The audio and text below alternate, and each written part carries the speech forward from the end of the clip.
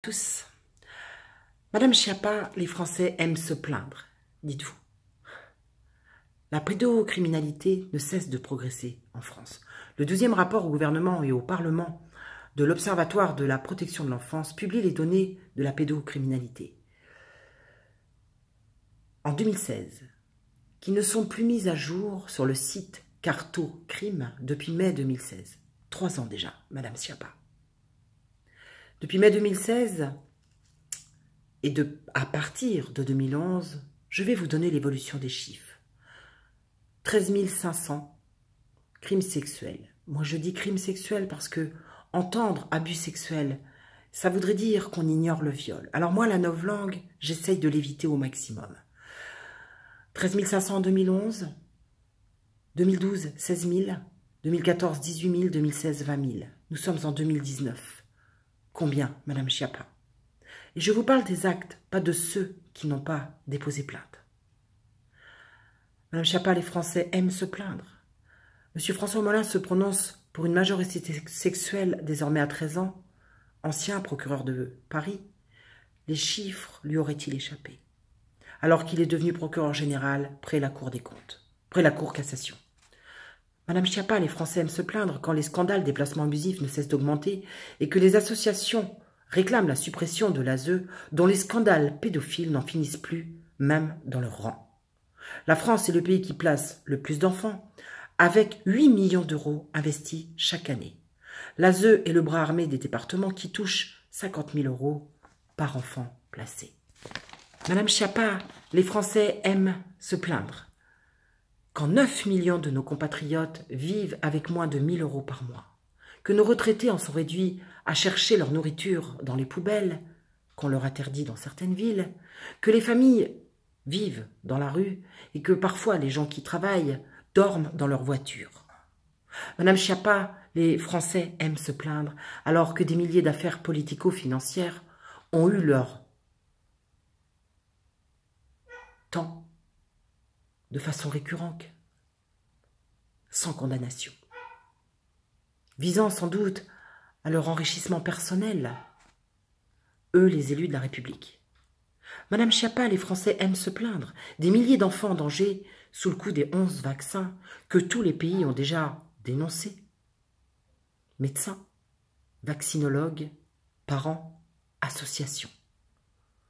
Autisme, maladie auto-immune, alors que beaucoup interpellent Madame Buzyn et que celle-ci ne se présente jamais. Que déjà de nombreux pays ont arrêté parce qu'ils savent qu'aucun vaccin n'est contrôlé. Donnez-moi le nom, s'il vous plaît, des services indépendants qui contrôlent l'innocuité des vaccins en France. Indépendants, bien sûr, je voulais dire des laboratoires. Voulez-vous aussi me donner le nom des organismes de recherche qui ont mené des recherches sur les personnes vaccinées depuis des années, des résultats que ça provoque dans le corps? Vous ne pourrez pas, parce que ça n'existe pas.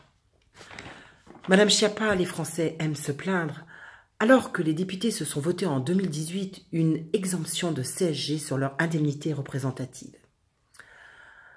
Alors aussi que une augmentation de 1 000 euros pour rémunérer leurs collaborateurs leur a été accordée.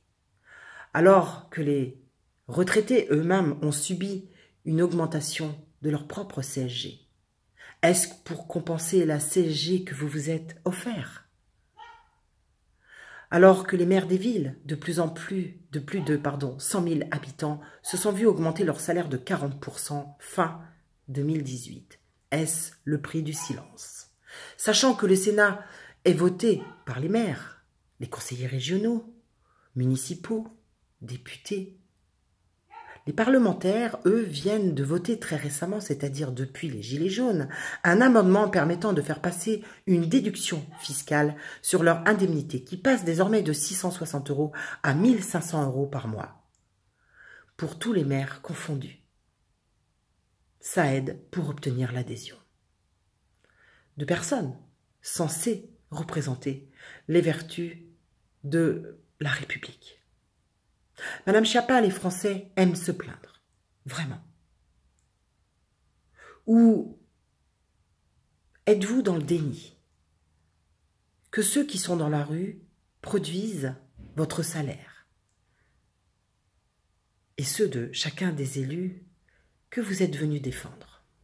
Ceux qui produisent toutes les richesses chaque jour au détriment de leur famille, de leur santé, qui s'endettent au fil de vos décisions favorisant votre caste depuis des décennies, vous les trouvez à l'heure. Peut-être ont-ils vu le jeu d'influence, le clientélisme, des labos pharmaceutiques, des banques. Ne parlons pas de compétences. Elles ont désormais disparu de l'État français. Parlons plutôt de filières qui protègent tous les nouveaux arrivants, qui, ainsi, deviennent inégalitaires, oligarques, autoritaires. Alors, Madame Schiappa, les Français n'aiment pas se plaindre. Ils sont juste, simplement, en train de voir clair. Et je crois que vous avez peur. Pourquoi, sinon, vouloir à ce point corrompre les gilets jaunes? Pourquoi les réprimer à mort? Pourquoi leur permettre de créer un mouvement? Pourquoi infiltrer des groupes? Pourquoi vous abaisser à parler dans une émission abrutissante et sans intérêt? N'êtes-vous pas secrétaire d'État? Le peuple est tous les jours dans la rue, pas dans les mairies, ni sur les plateaux télé miteux. Mais pourquoi n'y êtes-vous pas? Pourquoi un tel déploiement de policiers, d'armes, de décisions, de lois pour réprimer? Pourquoi avez-vous besoin de manipuler vos médias en les faisant taire sur les chiffres, les violences policières et les images? Craignez-vous donc une prise de conscience massive des Français de l'état de corruption et d'injustice dans ce pays que l'on nomme la France? À bientôt.